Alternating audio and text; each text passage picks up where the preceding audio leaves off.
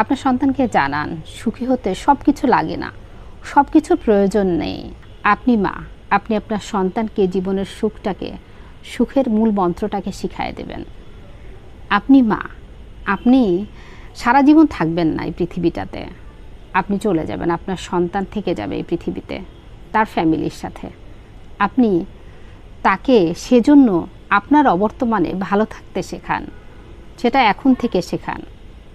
কারণ আপনি যদি আপনার ছেলের সাথে এতটা বন্ধুত্বপূর্ণ আচরণ করেন, এতটাই বন্ধুত্বপূর্ণ হয়ে যান যে আপনার ছেলে বিয়ের পরেও আপনাকে ছাড়া সে কোনো সিদ্ধান্ত নিতে না পারে, অফিস থেকে ফিরে এসে আপনার সাথেই আগে 2-3 ঘন্টা কাটায়, তাহলে সে ভবিষ্যৎ জীবনে কখনোই সুখে থাকতে পারবে না, শান্তিতে থাকতে পারবে না।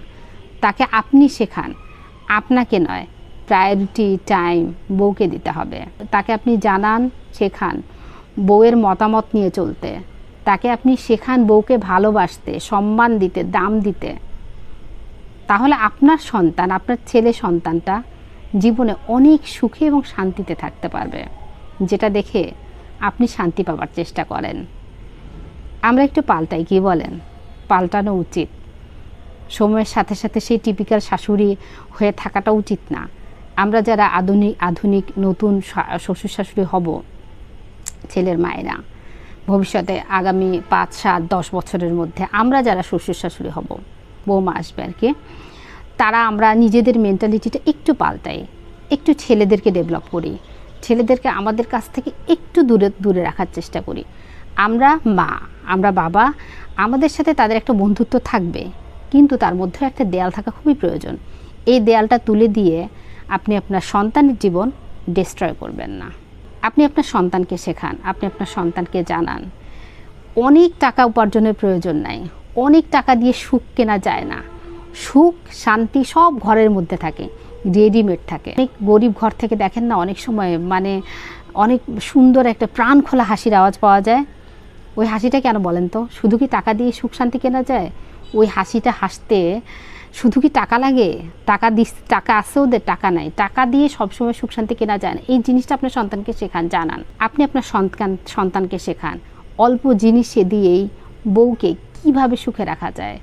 শুধুমাত্র টাকার পেছনে না ছুটে পরিবারকে সময় দিয়ে কিভাবে সুখে থাকা যায়। আপনি আপনার সন্তানকে ভালো মানুষ হওয়া শেখান। আপনার পায়ের নিচে বেহেশত, বউয়ের অনুমতি নিয়ে তারপর সেই বেহেশতে প্রবেশ করতে হবে। সুতরাং সেই অনুমতিটা পাওয়ার যোগ্য হয়ে সে যেন তৈরি হয়, আপনি সেটা তাকে সেভাবে তৈরি করুন। শুধুমাত্র অনেক পড়ালেখা শেখালেন, অনেক বিদ্বান বানালেন। আসলে আমি আমার ছেলের সাথে এই ধরনের আলোচনা করি, দ্যাটস ওয়াই কথাগুলো বলতেছি। আপনি আপনার ছেলেকে অনেক বিদ্বান বানালেন, অনেক টাকা রোজগার করলো, দিনরাত 24 ঘন্টা খাটতেছে, এটা লাইফ না।